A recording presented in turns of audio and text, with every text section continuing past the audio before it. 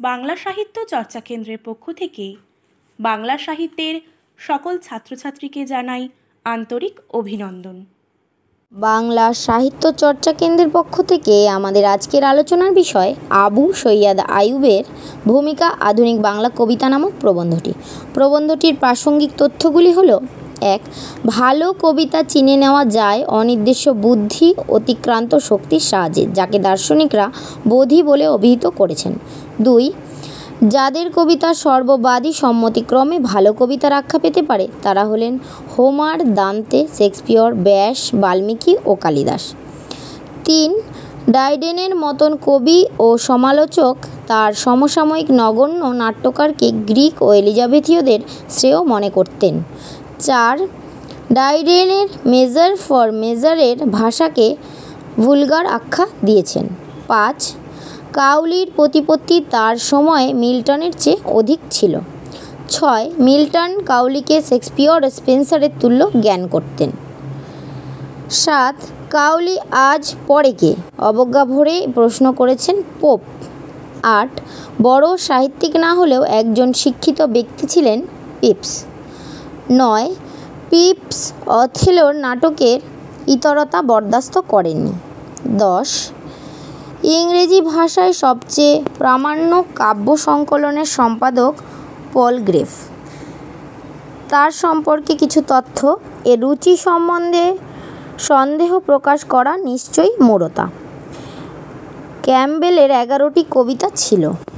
পরিবর্ধিত সংস্করণে ল্যাংফেলোর ৩টি কবিতা স্থান পেয়েছে, সেখানে ডান বা ব্লেকের জায়গা হয়নি। ১১. কবিতা বা আর্টের সমস্যা প্লেটোর সময় থেকে বহু মতবাদ ও মতবিরোধের সৃষ্টি হয়েছিল। ১২.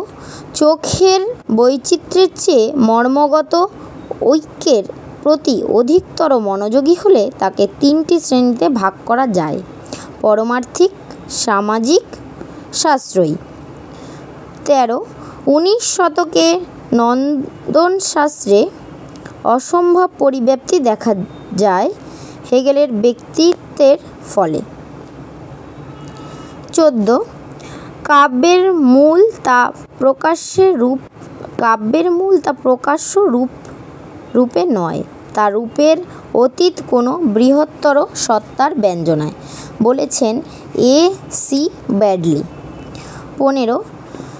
আমাদের কুলসিত দেখে আমাদের দুর্বল ভীরু অন্তরে সে উজ্জ্বল বাসনা যেন তীক্ষ্ণ প্রহার। উক্তিটি সমর সেনের। ১৬. It is society itself which under communism becomes the work of art. এই উক্তিটি ত্রস্কির বিপরীত মত প্রকাশ করেছেন ক্রোচে ও কলিংউড। ১৮. প্রাণধর্মের অনুশাসন থেকে আমরা দুটি দিকে মুক্তি পেয়েছি, দর্শনে ও শিল্পকলায়। ১৯. দর্শন বিশুদ্ধ কনসেপ্টসমূহের বিন্যাসের মধ্যে অন্তঃসঙ্গতি আনতে চায়। ২০. শিল্পীর কারবার ইমেজ নিয়ে, যাকে তিনি খুশিমতো ভাঙেন আর গড়েন, সাজায় আর গোছায়। ২১. আধুনিক বাংলা কবিতার সূচনা কালের দিক থেকে মহাযুদ্ধ পরবর্তী আর ভাবের দিক থেকে রবীন্দ্র ভাবমুক্ত অনন্ত মুক্তি প্রয়াসী। ২২. বিংশ শতকের তৃতীয় দশকে নজরুল ইসলাম, যতীন সেনগুপ্ত প্রভৃতির শক্তি ও সাহসের ফলে নবীন বাঙালি কবিদের নিজেকে চিনবার ও চেনাবার সুযোগ করে দিয়েছে। ২৩. নবীন কবিদের অর্থাৎ বিদ্রোহী দলে আশাতীত মর্যাদা দান করেন রবীন্দ্রনাথ। তার সম্পর্কে কিছু তথ্য হলো: গদ্য রীতির প্রচলন করেন, কাব্যের বিশিষ্ট ভাষা বর্জন করে কবিকুল পরিত্যক্ত অসুন্দর প্রাকৃতিক ও মানবিক পরিবেশকে গ্রহণ করে নিজেকে নিজের ঐতিহ্যকে ভেঙেছেন রবীন্দ্রনাথ। 24 আধুনিক বাংলা কবিতা আধুনিক ইংরেজি কবিতার দ্বারা প্রভাবিত। এক্ষেত্রে পথ প্রদর্শক হলেন মধুসূদন দত্ত।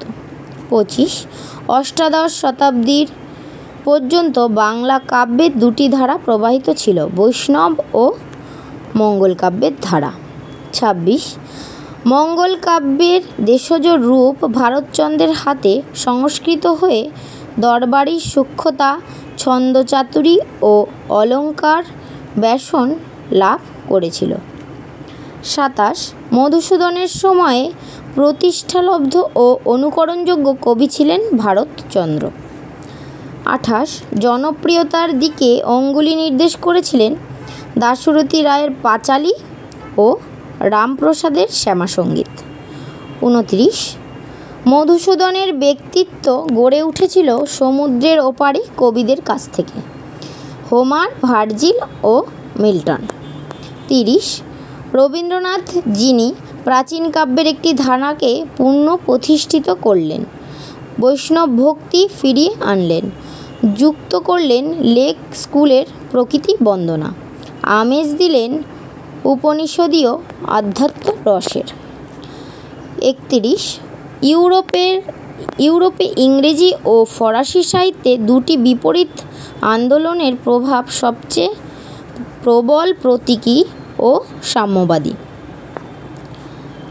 32 ডাইডেন, পোপ কিংবা রাশিন, মলিয়ারের লেখার মধ্যে সমগ্র সমাজকে সাহিত্য ফুটিয়ে তোলার চেষ্টার বিরুদ্ধে বিদ্রোহ করে যারা নিজের মনোভঙ্গিকে বড় করে দেখলেন তারা হলেন ওয়ার্ডসওয়ার্থ, শেলি, ইউগো।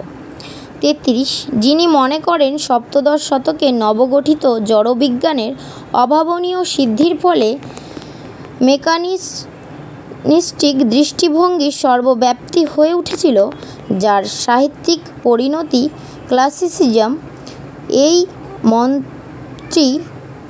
এই মতটি করেছেন হোয়াইটহেড। 34 হোয়াইটহেডের দেওয়া সূত্র ধরে উইলসন বললেন, 19 শতকের মধ্যভাগে জীববিজ্ঞানের পরিণতির সঙ্গে ক্লাসিসিজমের দ্বিতীয় অভ্যুদয় হলেও পদ্যের চেয়ে ইবসেন, ফ্লেবোর প্রভৃতির গদ্যই তা স্পষ্ট। 35 লেক স্কুলের কবিদের চেয়ে এলিজাবেথীয় নাট্যকারগণের সঙ্গে মিল বেশি ছিল প্রতীকী কবিদের।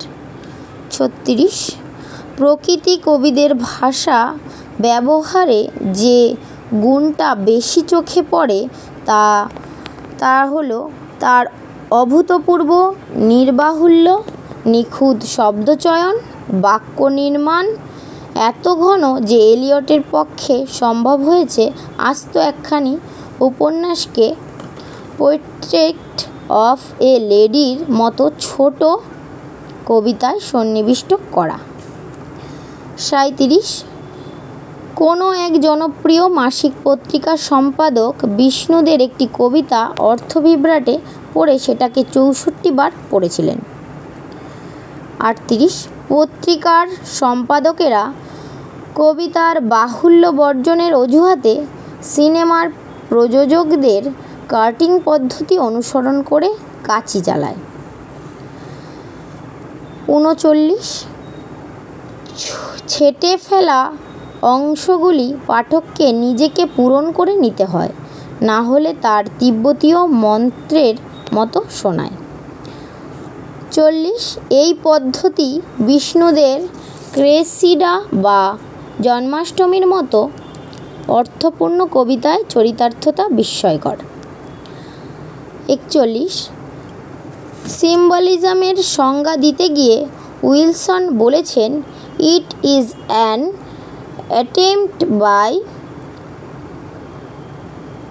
Carefully study means a completed association of ideas represented by a medley of metaphors to communicate unique personal feelings.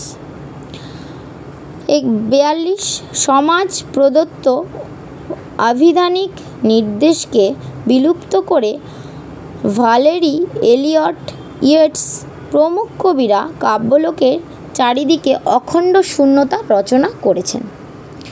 43 Sudhindranath দত্তের কোনো কোনো কবিতায় পালনীয় মনোবৃত্তি ধরা পড়েছে। 44 বিষ্ণুদের কবিতা আত্মকেন্দ্রিক নয়, সমাজবোধ নেতিবাচক, নেগেটিভ ইমোশন দ্বারা পরিচালিত, গভীর বিরক্তি ও বিষাদের ছায়া ফেলে বিষ্ণুদের কবিতায়। 44 সাম্যবাদী কবিতা যারা লিখেছেন তাদের কিছু বৈশিষ্ট্য: তারা ভাব বা ভঙ্গি কোনো দিক থেকে কবি নন। কর্তব্যবোধে গোলদিঘি থেকে পল্লীগ্রাম পর্যন্ত সভা সমিতি করে বেড়ান। দৈনিক সাপ্তাহিক কাগজে প্রবন্ধ লেখেন। সাম্যবাদীর দলে সমর সেনের মতো নিঃসন্দিগ্ধ কবি আছেন। সুভাষ মুখোপাধ্যায়ের কাব্যকৌশল অত্যন্ত নির্বিকার, বুর্জোয়া পাঠকদের কাছ থেকেও প্রশংসা অর্জন করেছে। এরা বালক বয়সেই অনুকারকের দল সৃষ্টি করে আধুনিক বাংলা কাব্যে আসন পাকা করেছেন। 46 আধুনিক কালের শ্রেষ্ঠ কবিতা ব্যক্তি চেতনা নয়, সমাজবোধের ওপর নির্ভরশীল, যার জন্য প্রয়োজন শ্রমিক ও কৃষক শ্রেণীর সঙ্গে নিরবিচ্ছিন্ন সংযোগ, ডায়ালেকটিক দৃষ্টি, ইতিহাসের অর্থনীতিমূলক ব্যাখ্যায় বিশ্বাস। 47 পূর্বের সমস্ত প্রথার ছোঁয়াচে বাঁচিয়ে চলাই হালের ফ্যাশন। এই ফ্যাশনের প্রতি ভ্রুক্ষেপ না করে বুদ্ধদেব বসু 19 শতকের খেয়ালি সুরকে সাহস ও কৃতিত্বের সঙ্গে বাঁচিয়ে রেখেছেন। 48 প্রেমের কথা রয়েছে যে সাহিত্যে, সখী কি পুছসি অনুভবময়, সুখের লাগিয়া বান্ধিনু, হে নিরুপমা বলো তারে বলো, রবীন্দ্রনাথের গান এই সাহিত্যগুলির মধ্যে। ভিডিওটি ভালো লেগে থাকলে অবশ্যই লাইক, কমেন্ট এবং বন্ধুদের মধ্যে শেয়ার করে দেবেন। আর বাংলা সাহিত্য বিষয়ক তথ্য পেতে চ্যানেলটিকে সাবস্ক্রাইব করবেন।